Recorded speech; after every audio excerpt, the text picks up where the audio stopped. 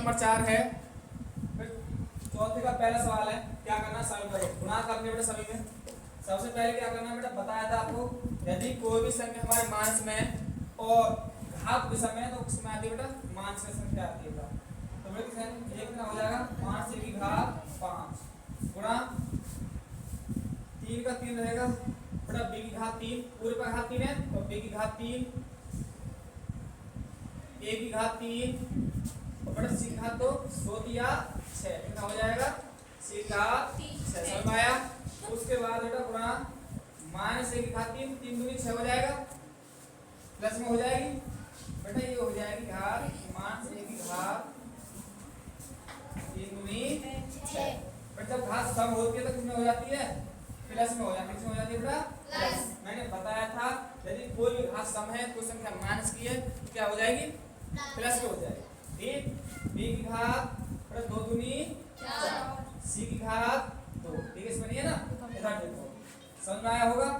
अब क्या करना है बेटा, हमने बताया था गुणा में घात जुड़ जाती हैं तो क्या करना है बेटा, माइनस a की घात कितनी, यहाँ 5 है, a 5 और 3 8, 8 और 6 14, कितना हो जाएगा बेटा, 14 की घात कितने हो गए, 14।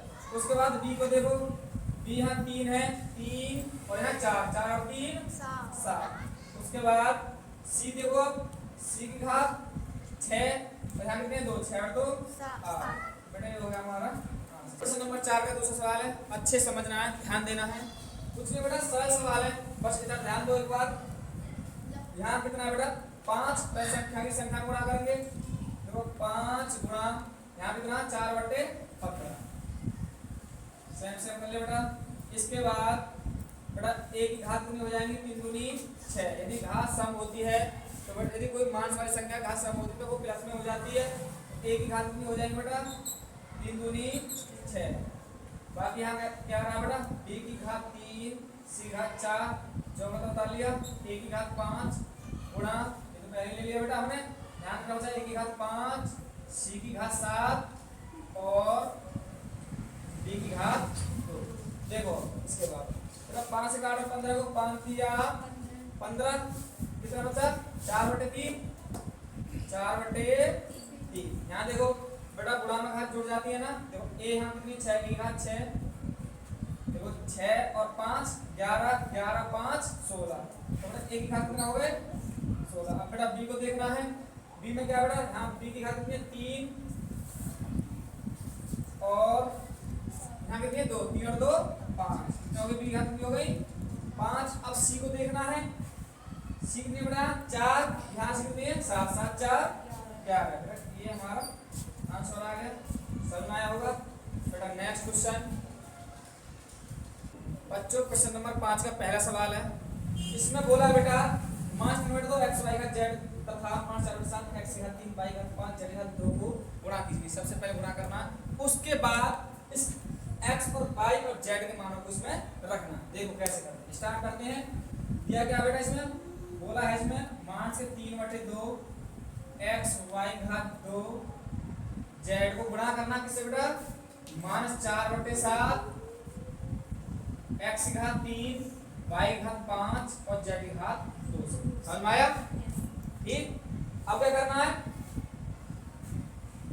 मैंने बताया संख्या से संख्या गुणा करनी बेटा, तो बेटा 3 की 4 करो, 3 चौक 12, तो minus minus plus, minus minus plus हो जाएंगे, बटे 2 सत्ते 14। उसके बाद हमारे पास है बेटा चरपद, हमने बताया था कि बेटा गुणा में घात जुड़ जाती है। सबसे पहले x को लेना है बेटा, x यहाँ 1 है ना, इसको 1 मान लेते हैं, ठीक, x यहाँ 1, x यहाँ 1, यहाँ x यहाँ 3, 3 और 1 4, एक समझ में आया होगा। उसके बाद बेटा y को देखो, y कितना 2 और y यहाँ 5, 5 और 2 7। इसके बाद बचा हमारा z कितना बेटा, 1 मान लेंगे, 1 और 2 3, हमारा है बेटा 12/14। इसको बेटा यहाँ से काट दो ना, देखो 2 से कटता है, 2 छिक्के 12, 2 सत्ते 14, ठीक, कितना है 6/7 x की घात 4 y की घात 7 और z की घात 3। अब क्या करेंगे, इन मानों को इसमें रखना, गुणा कर लिया हमने, इसको क्या करना है, इस मानों को इनको रख देंगे इसमें। देखो अब ये क्या करना है, x y और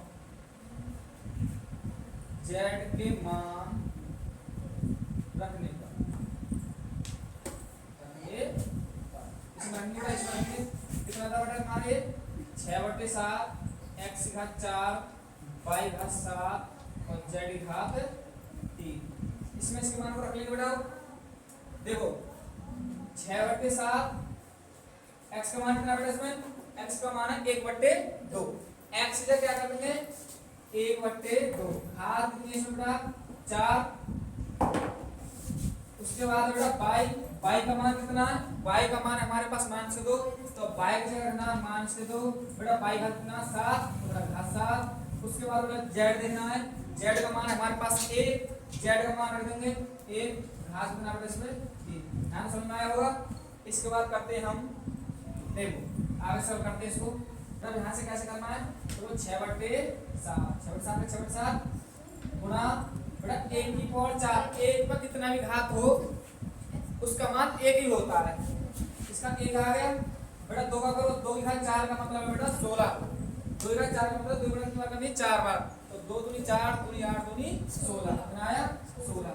उसके बाद बेटा मांस के संख्या घात दिशा में, तो मांस की आएगी 2 की घात 7 का मतलब होता है बेटा माइनस के 128, ठीक, घात समय इस दिशा में इसलिए माइनस के आएगा। उसके बाद 1 की पावर कितनी भी हो, घात कितनी भी हो, उसका मान 1 ही होता है, बताया बेटा, ठीक, समझ में आया। देखो 16 मट्ठे 128 और करता है नहीं, गुणा कर दो बेटा हम सामने 6 48, यहाँ कर देना बेटा 6 48, नीचे तरफ से 7 माइनस का, तो माइनस का बेटा ये होगा हमारा बेटा। प्रश्न नंबर 5 का दूसरा सवाल जो इससे पहले क्वेश्चन था ऐसा ही सेम क्या करना है बेटा, मान 5xy z घात 2 तथा 12x घात 2y z से गुणा करना है। मान दे उसमें गुणा करने के बाद में क्या करना है, x y z के मान रख देने हैं। देखो कैसे करना है बेटा, सबसे पहले क्या करना है, मान 5xy z घात 2 को गुणा कर देना है 12x घात 2y z से। उसके बाद बेटा संख्या की संख्या गुणा कर देंगे, क्या करना 12 पंजे 60 बेटा, माइनस तो माइनस कर दिया। अब क्या करना है बेटा, चरपद में गुणा कर देंगे, गुणा में घात जुड़ जाती है बेटा, जैसे यहाँ x लेना, x घात 1 है, यहाँ कितना 2, कितने हो गए x घात 3। अब करना बेटा y को गुणा 1, यहाँ y गुणा 1, दोनों जगह 1 1 है, तो क्या कर देंगे y घात 2, z कितने बेटा यहाँ 2 और यहाँ z गुणा 1, z घात 3, समझ में आया। उसके बाद क्या करना बेटा, x y और z के मान रखने पर, क्या करना है, -60 x घात 3 y की घात 2 और z की घात 3 में क्या करना बेटा, x y z के मान रख देने। x का मान कितना बेटा, मान से x की जगह कर देंगे बेटा मान से 1, घात कितनी है 3। उसके बाद बेटा y का मान कितना 2, तो y का मान 2, घात कितनी बेटा 2, गुणा z का मान कितना बेटा 1, तो z की जगह कर देंगे हम 1। उतनी बेटा जी सवाल है। इसके बाद करना बेटा मान के 60 गुणा मान से घात 3 है, मैंने बताया था बेटा घात विषम हो, यदि मान से वाली संख्या हो तो मान में आती है, एक पर कितनी घात उसका मान 1 ही होता है, 1 की घात 3 का मतलब मान के 1। उसके बाद बेटा 2 की घात 2, 2 की घात 2 का मतलब है 2 बेटा 2 बार करना, 2 दूनी 4, 1 की घात 3 का मतलब बेटा 1, 1 पर 4 कितनी भी घात हो उसका मान 1 ही होता है। उसके बाद बेटा क्या करना, गुणा कर देनी है, देखो माइनस माइनस प्लस हो जाएगा, तो 60 के ऊपर 60 60 चौका 240, बेटा हमारा आंसर निकल के आएगा 240। बेटा वीडियो पसंद आई हो तो बेटा वीडियो को लाइक करें एंड चैनल को सब्सक्राइब करें। जय हिंद, जय भारत।